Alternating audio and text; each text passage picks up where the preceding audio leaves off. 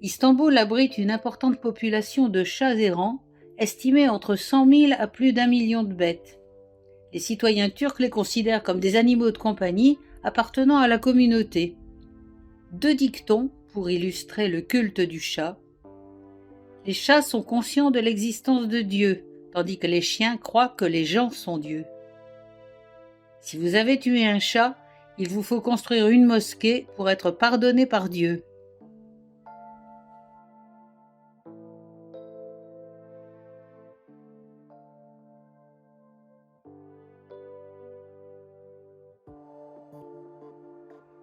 Sous l'Empire byzantin, les bostans, ces jardins de légumes, existaient déjà et nourrissaient la ville. Les historiens ont trouvé des traces de leur existence dès le VIe siècle. Le long collier de verdure, ces 20 hectares de terres cultivées, sont classés au patrimoine mondial de l'UNESCO. Près de 100 familles travaillent encore sur ces terres, malgré la menace régulière de projets de réaménagement et de construction.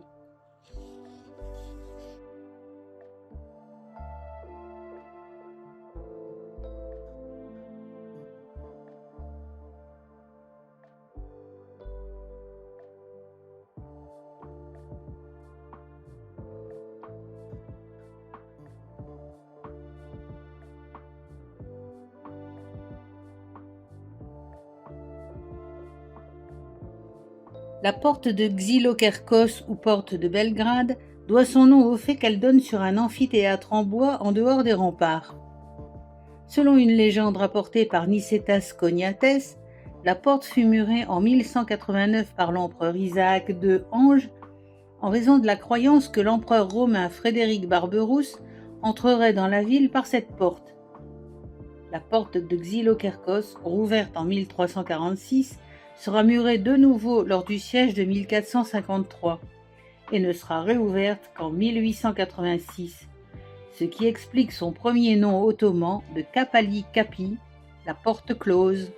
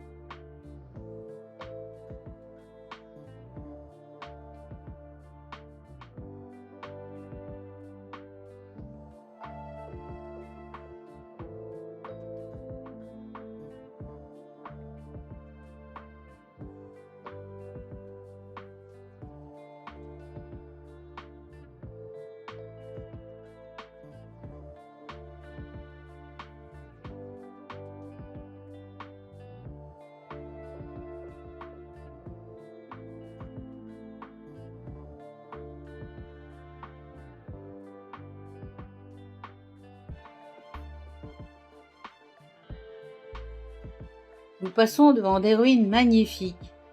Ces murailles ont été construites en l'an 400 et elles ont aujourd'hui 1600 ans. Et ces ruines sont vraiment magnifiques. Je vais sans doute dire une hérésie, mais il faudrait les conserver ainsi, en témoignage de ce qu'elles ont vu. La splendeur et la gloire, la guerre, les tremblements de terre, le passage du temps. Il faudrait conserver intacte leur beauté terrible et fragile.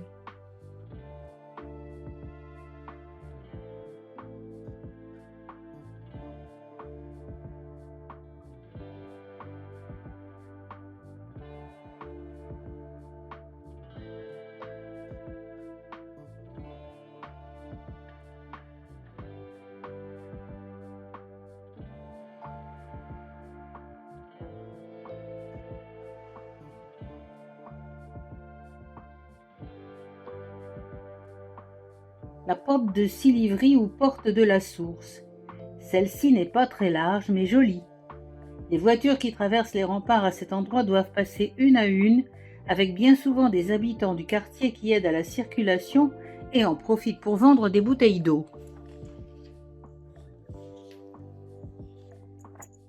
Bien que peu impressionnante, cette porte a une histoire puisque c'est par celle-ci que passent les Byzantins de l'Empire intérimaire de Nicée le 25 juillet 1261 lorsqu'ils reprennent Constantinople aux Latins.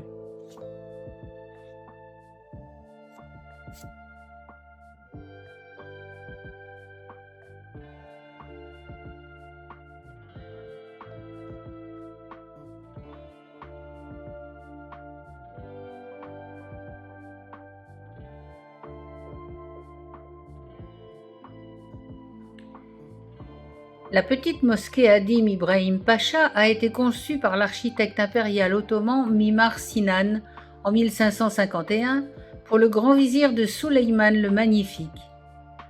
Durant son enfance, Ibrahim se lie d'amitié avec Souleyman, qui, en qualité de prince de l'Empire ottoman, le nomme fauconnier royal, puis premier officier de la chambre royale.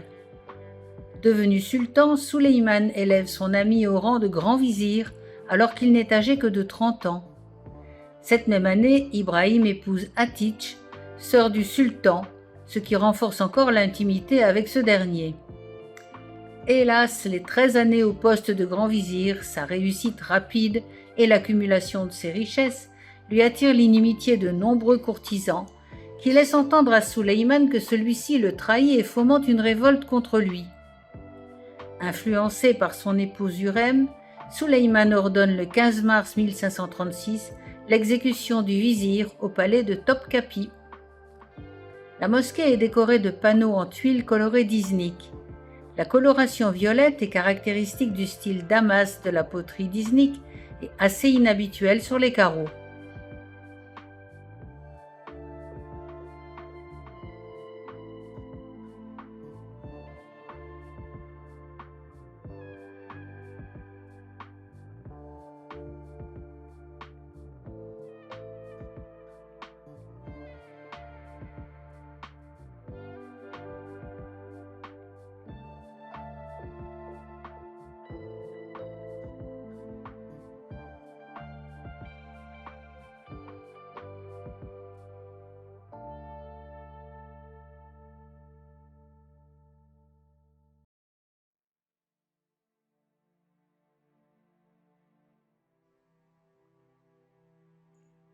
Nous passons devant la double tombe du Muslihuddin Dede.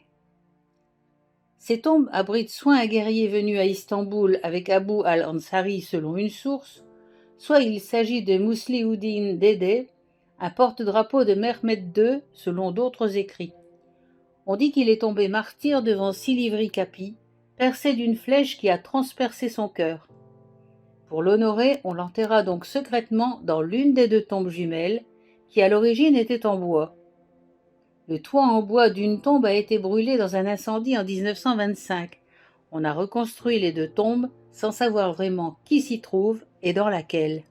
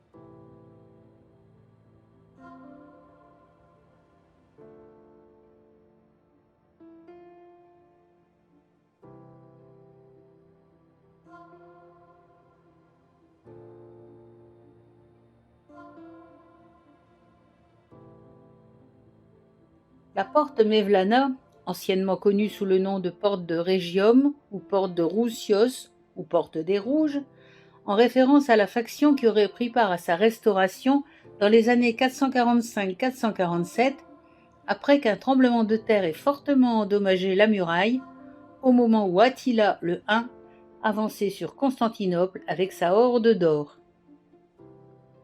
Il existait aussi une maison des derviches, disciples de Mevlana dans le quartier. C'est la porte qui a été la mieux préservée.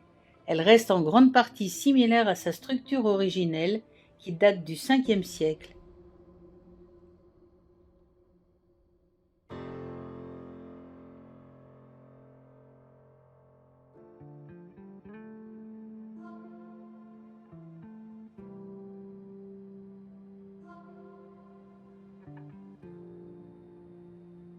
Promenade dans le dédale des escaliers et des passages jusqu'au sommet. La première muraille de Constantin le Grand entourait la ville de tous les côtés, la protégeant à la fois d'une attaque par terre ou par mer. Quand la cité grandit, Théodose II fait construire la célèbre triple enceinte défensive au 5e siècle. Pour les murailles terrestres, le mur intérieur est une structure solide de 4 à 6 mètres d'épaisseur et de 12 mètres de hauteur. Il est composé de blocs en calcaire découpés, maintenus ensemble avec du mortier fait de briques pilées et de chaux. Entre 7 et 11 strates de briques alternent avec les blocs et renforcent la cohésion, permettant au mur de mieux résister au séisme.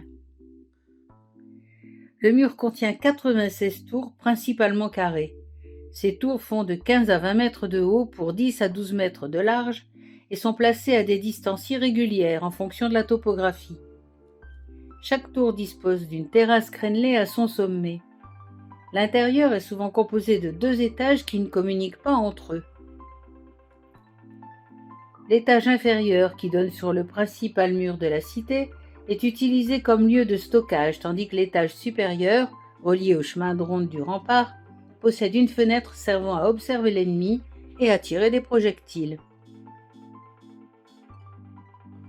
Une terrasse large de 15 à 20 mètres, le péribole, sépare le mur intérieur du mur extérieur.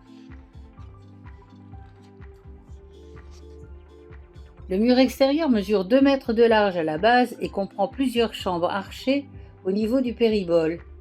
Il est surmonté d'un chemin de ronde crénelé et s'élève à une hauteur de 8 à 9 mètres. Le mur extérieur comprend aussi des tours situées approximativement à mi-chemin entre 2 tours du mur intérieur. Entre le mur extérieur et le fossé large de 20 mètres et profond de 10 s'étendait une terrasse extérieure, le paractéchion, tandis qu'un troisième et dernier mur, haut de 1,5 m, bordait les douves, comme une première ligne de défense.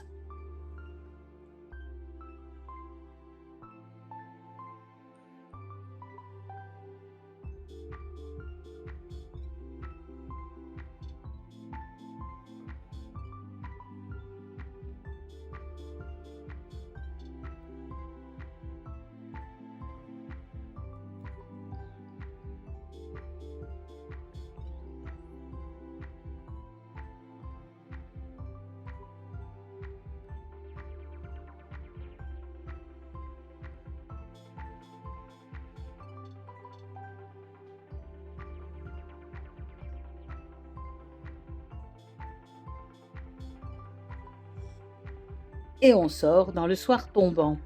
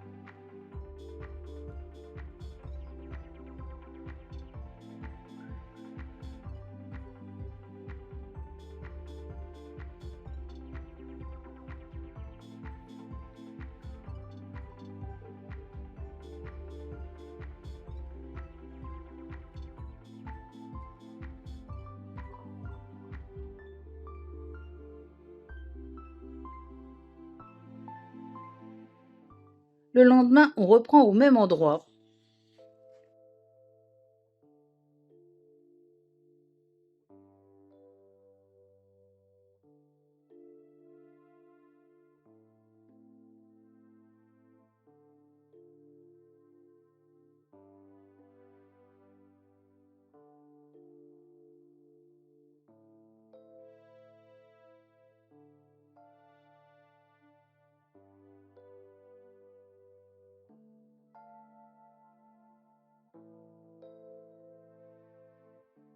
La porte de Saint-Romain, dont le nom vient d'une église située à proximité, est connue en turc sous le nom de Topkapi, Topkapi Kapisi, la porte du canon, d'après l'imposant canon ottoman. Le basilic, qui se situait en face de la porte lors du siège de 1453. Elle est la deuxième porte la plus large des remparts après la porte d'Or. C'est là que Constantin XI, le dernier empereur byzantin, fut tué le 29 mai 1453. Dès le XIVe siècle, les populations chrétiennes sous domination turco-ottomane devaient payer un impôt extraordinaire en hommes destiné à former l'infanterie. Ils recrutaient des enfants de 10 à 15 ans, jusqu'à 12 000 par an, pour en faire des soldats, et certains étaient des prisonniers enlevés au cours de razzias. Les enfants étaient d'abord envoyés comme ouvriers agricoles chez des agriculteurs turcs où ils s'initiaient à la langue et à la religion musulmane. Une fois formés, ils étaient affectés dans les régiments de janissaires comme simples soldats. Encasernés, les janissaires restaient célibataires. À la fin du XVIe siècle, le recours aux chrétiens cesse. Désormais, les janissaires d'origine turque sont autorisés à se marier et à avoir des enfants. Certains officiers parvenaient à des postes très élevés. Beaucoup deviennent vizirs ou gardes d'élite du sultan.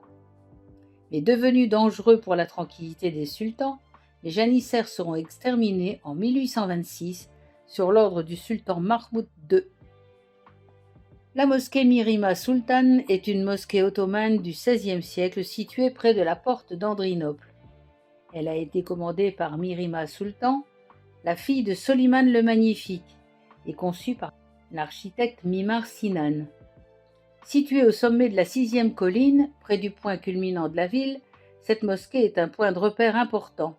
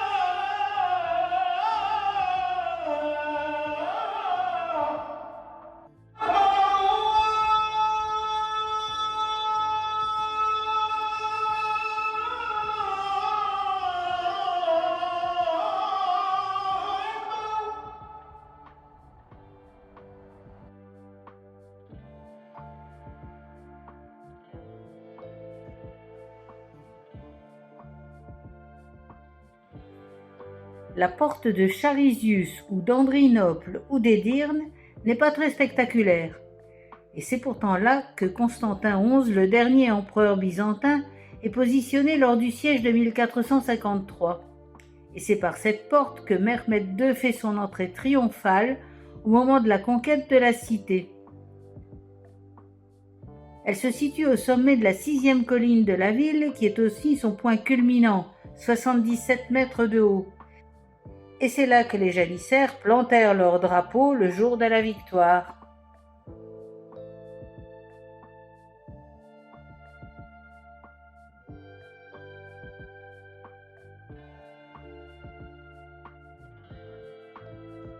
sortie sur le grand boulevard et retour à l'intérieur des murs où rencontre l'homme et son chien.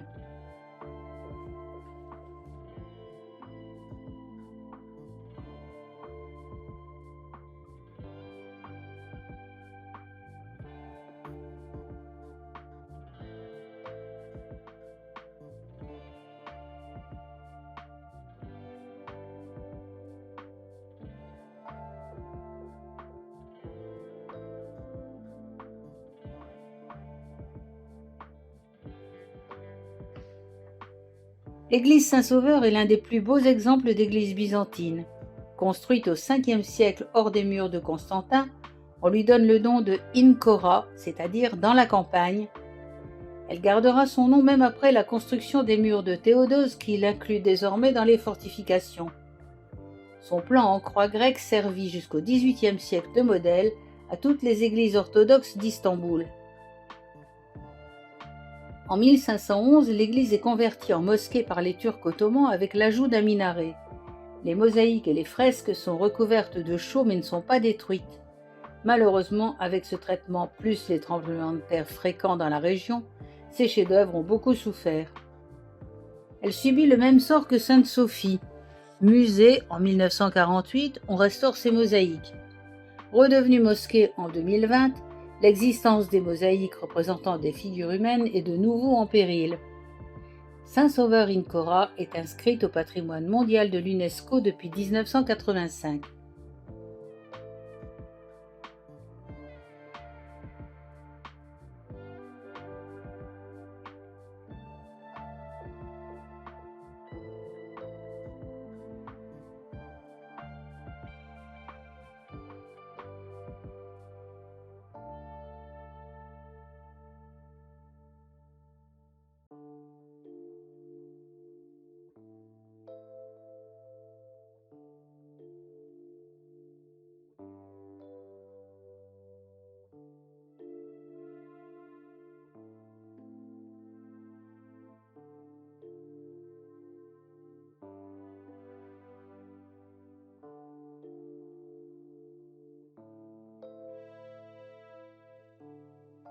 Dans ce terrain de sport fermé d'un grillage se tient chaque dimanche un marché aux oiseaux, pittoresque et coloré, mais très mal famé pour le touriste qui s'y égarerait. On conseille donc de regarder le spectacle depuis la muraille. Le palais du Porphyrogénète, c'est-à-dire celui qui est né dans la pourpre, ou Tekfur Sarayı en turc, le palais du souverain, est un ancien palais byzantin du XIIIe siècle, construit vraisemblablement sous Constantin Paléologue. C'est aussi le seul palais byzantin à avoir survécu et l'un des rares exemples d'architecture laïque de la fin de l'Empire byzantin à être resté relativement intact. Au XVIe et XVIIe siècle, il abrite une partie de la ménagerie du sultan. À la fin du XVIIe, il est utilisé comme bordel. À partir de 1719, l'atelier de poterie Tekfur Sarayı y produit des tuiles de céramique dans le style d'Iznik, matinées de style européen. Il sera ensuite un hospice pour les Juifs d'Istanbul, avant d'être abandonné au début du XIXe siècle. Il souffre d'importants dommages du fait de sa proximité avec les remparts lors de la chute de Constantinople. Les toits ont tous disparu. Les murs restants sont richement décorés avec des motifs géométriques en briques rouges et en marbre blanc, typiques de la fin de l'Empire byzantin. Il est en cours de restauration.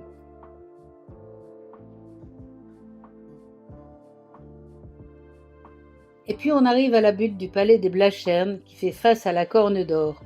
La muraille se scinde en petits tronçons en espalier et le fossé disparaît. Terminus des murailles terrestres. Dans ce quartier, les vieilles maisons ottomanes sont en cours de restauration.